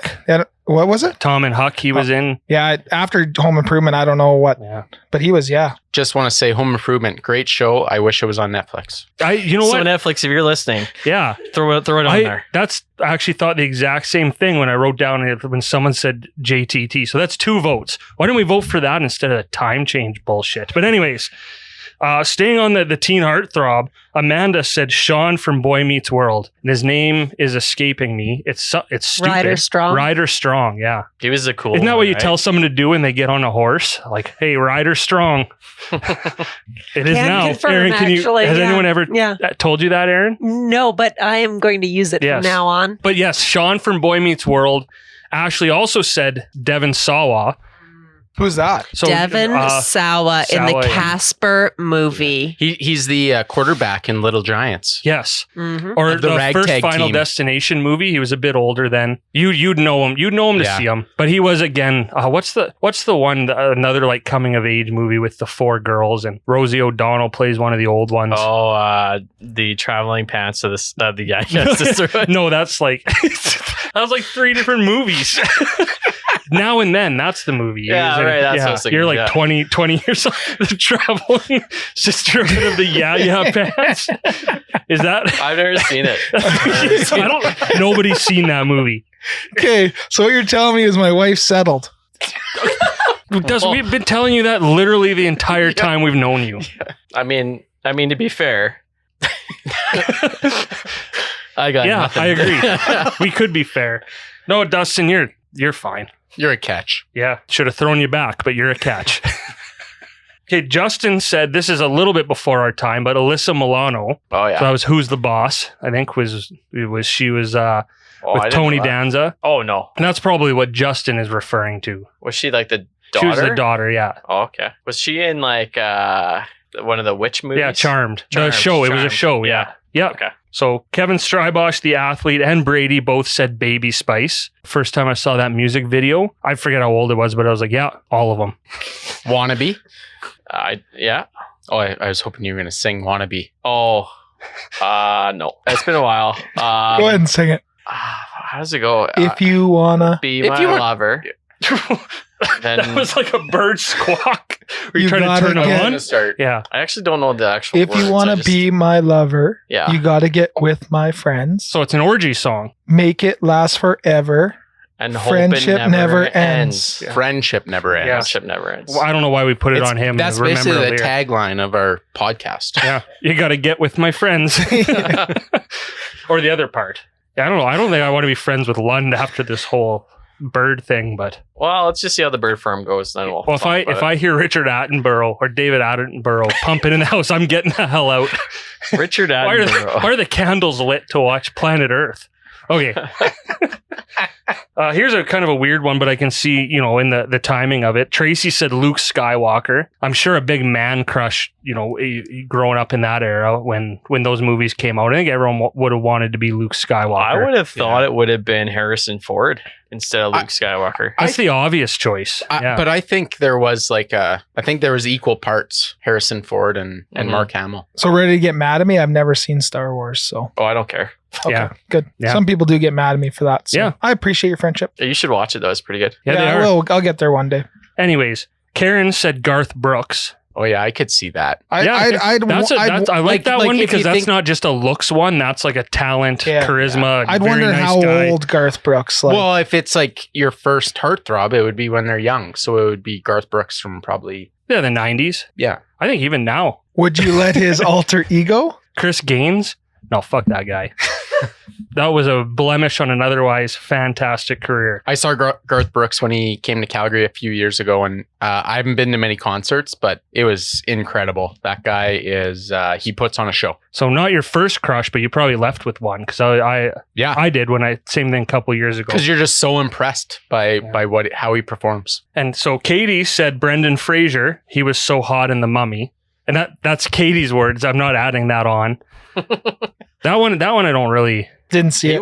He was like an A-list celebrity for like a year or two. When he was in Tarzan, like he was jacked. No, that was George of the Jungle. Or George of the Jungle. Which is, I love that movie. There's one movie I actually really like, the one where he's like trapped in his family lives Blast in the from the Past. Past. Blast from the Past. Yeah. No, he's in That's a some pretty good movie. Especially if you go back to like even before The Mummy, like School Ties and a couple of those movies when he was younger. What's the stupid Pauly Shore one? In the Army. Oh, now? Encino Man? Yes, Encino Man. Isn't he like the caveman in that? Yeah. And he's making a Again, comeback. just jacked. He's coming back to Hollywood. Okay, Sam said Charlie Conway and the Mighty Ducks, which I don't know. Conway's a spaz. He always screws up. Oh, Yeah, I'd take Banksy over Charlie, but well, that's yeah, just me. but Conway's the captain because he's got the heart. I'd probably say Averman.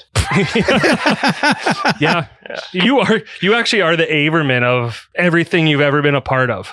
I'm pretty sure That's a good thing. is That's his a good name thing. Averman? Yes. Yeah, I'm pretty sure you said Aberman. No, listen to the tape. I said Averman. Yeah. Let's ask the photographer. Yeah, okay. Yeah, don't trust me. What's the actor's name? Joshua Jackson. Like later on, he's in. I could definitely see Dawson Creek? Yeah, and- Dawson's yeah, Creek. Yeah. I think you he was guys a big seen that heartthrob new from that. show called Dr. Death? He's on that show. Oh, really? It's a. I thought you were just. It's a show that started from a podcast. Is he still looking foxy? Yup. Yeah. He looks like same he did 20 years ago.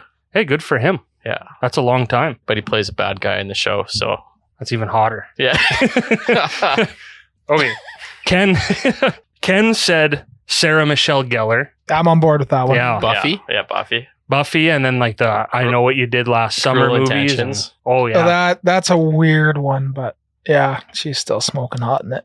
Lisa, going back a bit, but I can get on board with this, is Jordan Knight from the New Kids on the Block. Don't That know. was before my the time, guy I though.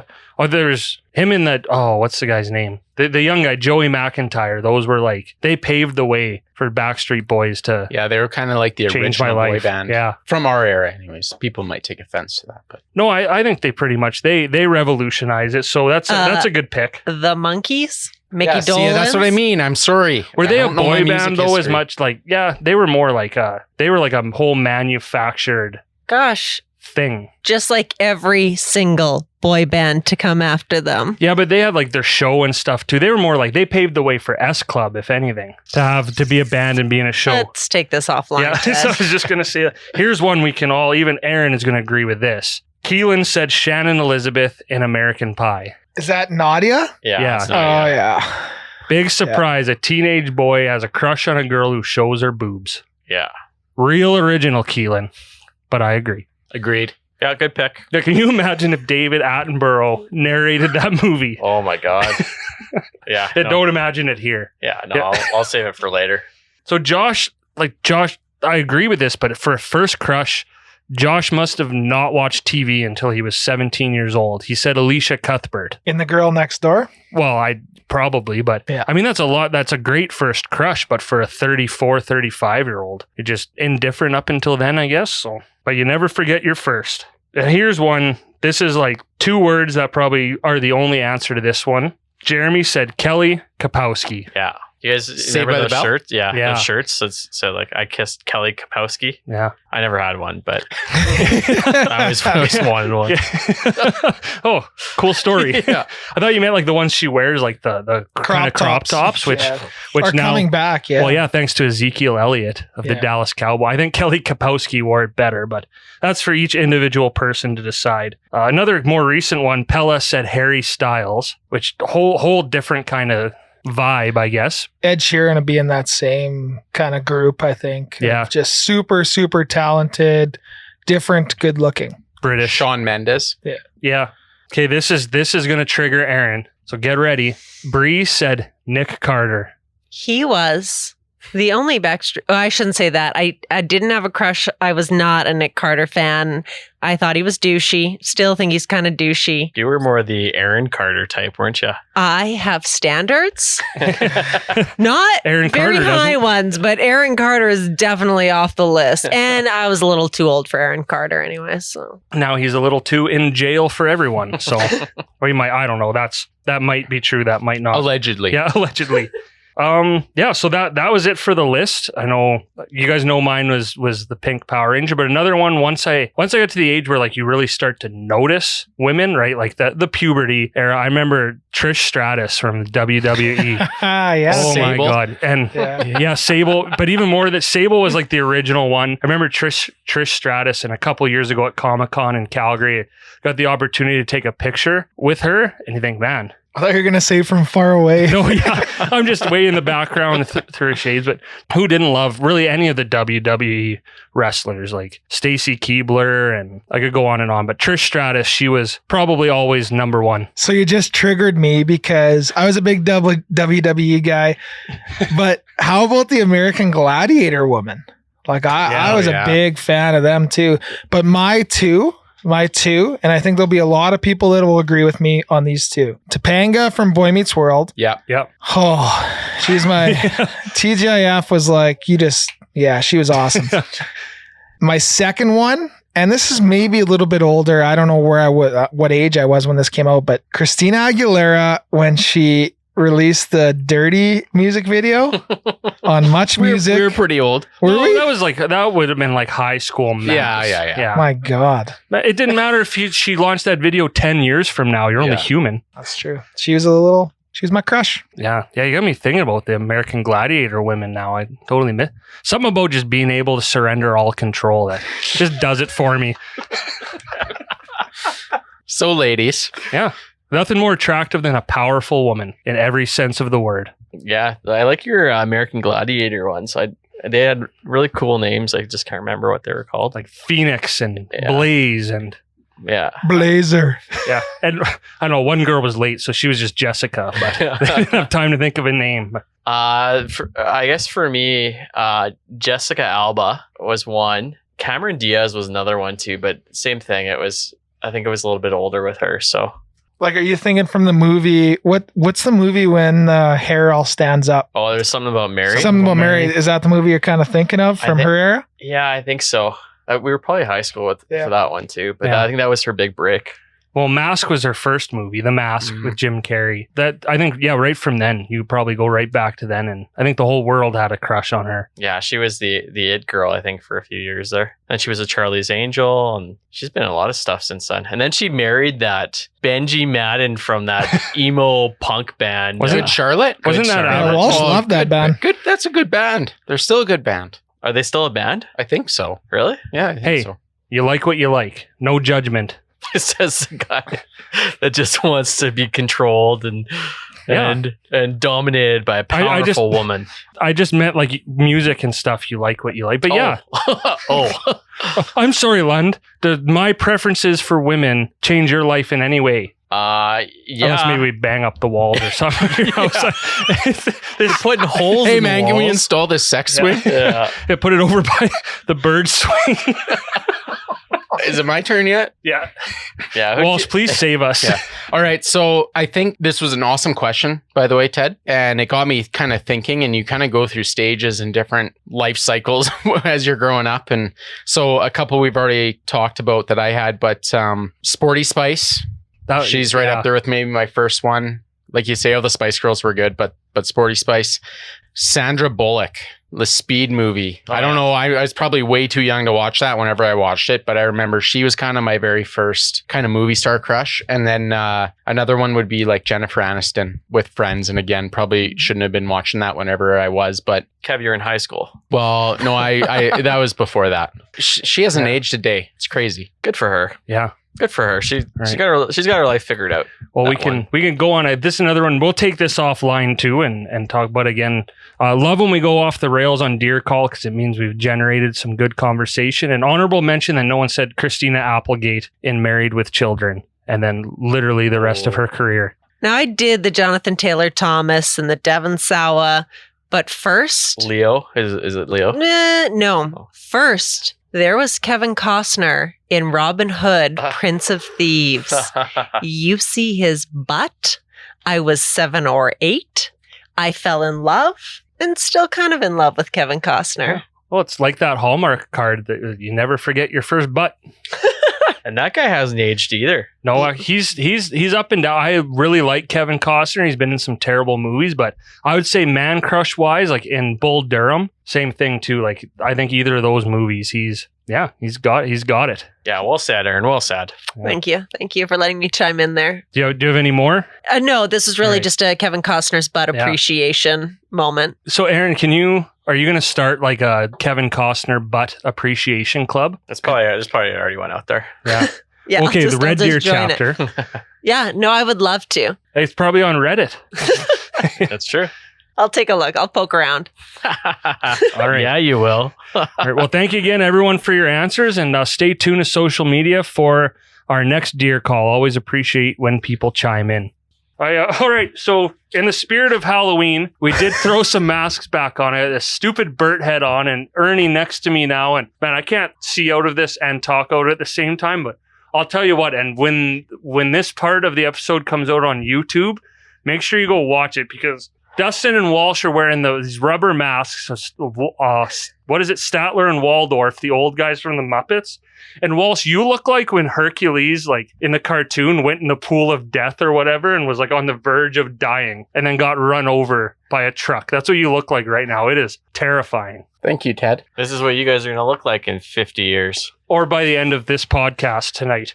Okay, so let's get into it because we did want to just dress up a little bit. We talked a big game about the Halloween episode. So let's get in to part 2 of Dustin versus Walsh. Versus is brought to you by Travis Kletke, chartered professional accountant and partner at Swainson Alexander, located downtown Red Deer, building connections through exceptional service and trusted professionalism, one client at a time. Learn more at swainsonalexander.ca. Okay, we're going to get through. Everyone took a pause. These costumes are ridiculous, so let's get through it. Now, last time we talked, I don't even know the right way to do this. I can't. I'm going Your off head's script. hitting the roof. We talk. Oh, good idea, Ted. Let's wear the Sesame Street heads while we do this. We talked a lot about horror movies last time, so I think it's only fitting with this episode coming out right before Halloween. We know you guys love Netflix or nonsense or Prime or Pretend. So Aaron did up a game for us called Horror or Hogwash. Good name. Thank So- you. Ted came up with it. It was a team effort. So, yeah, you guys know the rules. We got 10 questions, tiebreakers if need be. You're just going to say, listen to it, tell us if it's horror or hogwash. So these could be movies from anywhere, not just Netflix, not just Amazon Prime, but literally anywhere. So, you know what, Aaron, you came up with the game. Why don't you start us off? All right, number 1. When 3 college students move into an old house off campus, they unwittingly unleash a supernatural entity known as the Bye-Bye Man, who comes to prey upon them once they discover his name. The friends must try and save each other, all while keeping the Bye-Bye Man's existence a secret to save others from the deadly fate. Title, The Bye-Bye Man. Makes sense. Horror or hogwash? Hogwash. Horror. Horror, point for Walsh. We're going to hurry this along because Walsh looks like he doesn't have much time left. An action-packed horror comedy about 3 college girls who go on a carefree vacation of drinking games, topless sunbathing, and sexual exploitation. Well, sounds like the theme of this episode. Their carefree fun comes to an abrupt end when toxic zombie beavers try to eat them. Title, Zombeavers. Prime. That's not even an answer. Horror or hogwash? Hogwash. Horror. That is horror. Oh, no That is way. a real movie that people made. that I will likely watch. Yeah, I'm in. Yeah, topless sunbathing? Yeah. It is sexual exploration. What did I say? You keep saying exploitation. Oh. Yeah, we don't want to do. We don't do any of that here. Yeah, if I said I can't read very well through this mask, if I said exploitation, it was sexual exploration. Okay, Aaron, take it away. A man buys an old house to restore, and when digging a hole for a septic tank, he finds a large box filled with $3 million and a dead body. His dilemma: does he report his findings and lose the money, or hide the money and rebury the body? Title: Digging to Death. Hogwash. Hogwash. Horror! Oh, guys, it was Oh, so wow. obvious. So it's still 2-0 Walsh. Teens on a school trip think they're in for the adventure of a lifetime, but excitement turns to terror as the students start to turn on one another in depraved and horrific ways. Someone on the island is trying to open a portal to hell, and cannibalism is just the start. Title: Portal to Hell. Horror. Hogwash. Hogwash! Point for Dustin. 2-1 Walsh. Now, Aaron, is that a movie you can get made, maybe? Because it sounds pretty good. Honestly, it is not worse than the other movies on this list. Number 5. Horror horticulturalist Jack Woods is back, and this time he's facing an army of undead, genetically altered pumpkins programmed to kill all humans. He enlists an army of butt-kicking elite female fighters to help him this time, and no front porch will be safe until these killer babes rid the world of these crazed, rampaging gourds. Jack versus lanterns. I gotta tell you how incredible it is right now watching Walsh look so focused with this mask on. I can't wait for everyone to see this video. Horror hogwash, Jack versus lanterns. Hogwash. Horror. That is a real movie. No Horror. way. Point for Walsh. 3-1 Walsh. 6. When a vintage Jack-in-the-Box is unearthed and donated to a museum in the heart of the woods, it's not long before a staff member realizes that the creepy clown doll inside has a life of its own, and his colleagues are dying one by one. Title: The Jack-in-the-Box. I get it. Hogwash. Horror. Point for Dustin. That is horror. Ooh, 3-2 Walsh. Number 7. Rookie zombie hunters, Brad, Chad, and Kyle, are already out of their depth against the reanimated corpses threatening their town. But as the army of the undead grows, they come across something even more terrifying. Chad's mom might have started the zombie apocalypse. Title: Zombie Squad. Hogwash. Hogwash. It is hogwash. It was the Brad, Chad, and Kyle, wasn't it? Yeah. I had to put them I in thought it there. was Chad's mom. Oh, okay, still 3-2. Number 8. Strange things are happening in Druid Hills, Kentucky. People are saying there are large great white sharks swimming in the corn stalks. Meanwhile, serial killer Teddy Bo Lucas is arrested for killing dozens of people using shark jaws and teeth as weapons. Chief Vera Scheider is caught in the middle, trying to figure out if her missing twin sister Lorna might be one of them. Title: Sharks of the Corn. There's a lot to unpack there. Holy smokes. Hogwash. Horror. That is a real movie. Horror. Point for Dustin. We have a tie. Tie. We've got 2 more left. Number 9. Katana Master Tao leads a special ops squad of ex-military vigilantes on a massacre mission. Their target? Vampires on an old post-apocalyptic globe. Tao is the survivor's only hope, and he knows the only cure is extinction. Title: Against the Dark. Hogwash. That is a real movie starring Steven Seagal. So we're tied. Yeah. Yep, still Do tied. you like Steven Seagal? Last Lund? question. He's got a bird in his name. I thought you'd like him. All right. Last question before we have to go to tiebreakers. Down on his luck, Niles thinks his fortunes have turned when he purchased a bookstore in a trendy London neighborhood for next to nothing. What he doesn't know is that the store was the scene of a series of gruesome murders by a notorious cult in the early 1900s. and the ghosts of the victims still haunt the store to this day, killing anyone who picks up a book. Now it's up to Niles and his landlord Walter to banish the unwanted souls from his store without becoming one of them. Title, I Read Dead People. Hogwash. Horror. That is Hogwash. Oh, Dustin comes from behind. And we all win because these masks are coming off. All right, masks off. Wow, those are hot. But Aaron, thank you again. Great game. And I think like almost all of those were real movies, which is awesome. I think it's awesome. I think it's pretty concerning for society. Yeah. And almost all of them have been added to my watch next list. But I would watch I Read Dead People. I don't know about Chad, Neil, and Chad, Beaver. Brads, and Kyle. Brads and Kyle's, but everything else sounded Should have thrown in a beefer. Yeah, you guys got more correct than I thought you would. So well done. Well, Dustin, 2-0 lead, which means we're both one step closer to a free carriage ride and movie and dinner, which is nice because I'm sick of being on the wrong end of all this shit. So keep it going. Keep it rolling. Thank you again, Aaron. Awesome game. And I think now it's time to wrap up. I don't know what to say about this episode. It could be very long. It could be very short. We'll see what hits the cutting room floor. Hey, you know what, Dustin? Keep it rolling, or Lund, whoever. Someone give us the end of episode spiel. Happy Halloween to all you spooky ghosts and goblins out there, and And everyone, like if you're just a human, happy Halloween. yeah, if you're humans, good job making it this far, and hopefully everyone has a safe and exciting end to their summer. And follow us on YouTube. Follow us on Instagram, Facebook, and Twitter. Give us a positive review. Report the negative reviews.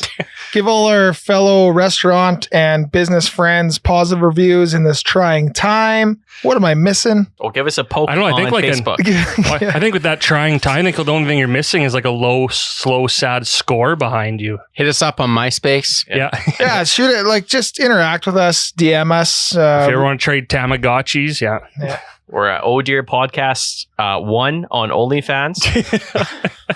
And we're the original. 1 is the amount of followers we have. And strong, powerful woman. Our DMs are open for Ted. Yeah, always. But yeah, I think you nailed it. Again, a huge thank you to our episode sponsor, the Red Deer Senior Rustlers. Lots of ties there. Thank you to Mike Dempster and Jonny Li for coming in. Lots of fun swapping stories there. I think that could be a very long interview. As always, Ryan and Riley, thank you so much. We did a little bit of extra stuff tonight, had some moving around to do. So, but we're at least glad we can entertain you while you play Call of Duty back there. So it's a win-win-win for everyone. And Communal Creative Studios by Bose. Again, check them out. Anything you need. They do some incredible work. And I guess thank you, Aaron. Again, this is, I think we keep testing you every time, like what you're willing to put up with from us. Well, I've already seen Dustin in his underwear today, and he's wearing socks with his sandals. So it has been a trying night, but I had a lot of fun. So thanks for having me on the couch. Yeah, that's the most frightening part about Halloween is seeing Dustin in Birkenstocks and like Rumpelstiltskin socks. I bet he's comfy though. You look great, Dustin. Thanks, Air Bear. Or Air Walrus. Oh, boy. I don't even want to go from there. Walsh, any last thoughts? Or did we pretty much ruin your life tonight? Tonight was very interesting. Let's just say that. How does your hair look so good after being in that mask? Because the mask is huge. Yeah. Didn't even touch my head. Dustin's a skin tight. Yeah. Yeah, let me just say, signing off from Waldorf with a 2-0 lead. Thanks for tuning in today, folks. Well, that's it. Thanks again for making it this far. And let's see how far we can push the envelope next time. What the fuck is a Waldorf? We have like 8 different sign-offs there to choose from. So. One more. From my family to yours, have a very, very happy Halloween. Happy birthday, November.